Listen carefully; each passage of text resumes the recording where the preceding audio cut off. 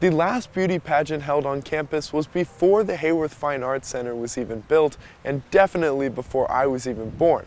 To be exact, High Point hasn't seen one since 1964. However, this Friday, with the help of Circle K, HPU contestants are finally stepping back onto the stage.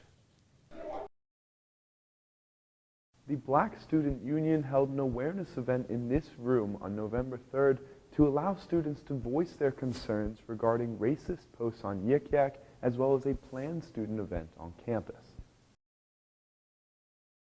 500 square feet and nearly $18,000 per year to rent, the brand new tiny homes had some High Point students questioning if the build was worth it.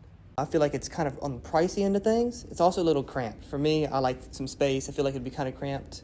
However, tiny home resident Alex Berger had different things in mind when choosing where to live. I don't like living with other people. I think living with people in a dorm is hard. Alex also plans to use the home for more than just private living. I'm also an entrepreneur, and I've been working my business in this tiny home, and I plan to launch my company out of this tiny home. And while he says he knows single living isn't for everyone, he's still quite happy to be there. It's been an excellent experience, and I'm thankful to be one of the first people to try it out and live in this space, and so far I'm enjoying it. Reporting for All Access, I'm Reece Harnett.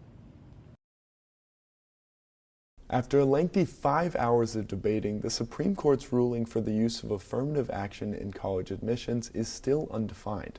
While the liberal justices felt that ending these policies could risk violating equal protection for students, the conservative supermajority focused heavily on the lack of clarity around when the need for them would end. The arguments brought to the court come from the admissions policies at Harvard University and the University of North Carolina just down the road from High Point. Although it seems to be an isolated case between these two campuses, the upcoming ruling could affect the nation as a whole. So as an ambassador, it's known for us in our training that we are a PWI, or a predominantly white institution.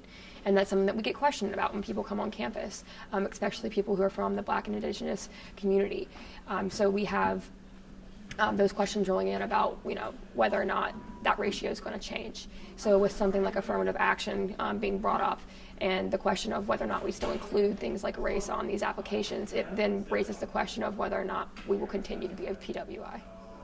HBU currently has an affirmative action policy, and it has been instated since 2003, as the university has been striving to increase the diversity on campus. I think it still needs to be implemented at High Point University and at all institutions across the country, because some students will definitely benefit from it. If some of them benefit from affirmative action, then this will definitely help High Point in achieving their goal to increase their diversity. The Supreme Court will meet privately in the next few days to decide on when this ruling will be made, but according to the New York Times, the average wait time is about 3 months. For Q News, I'm Reece Harnett.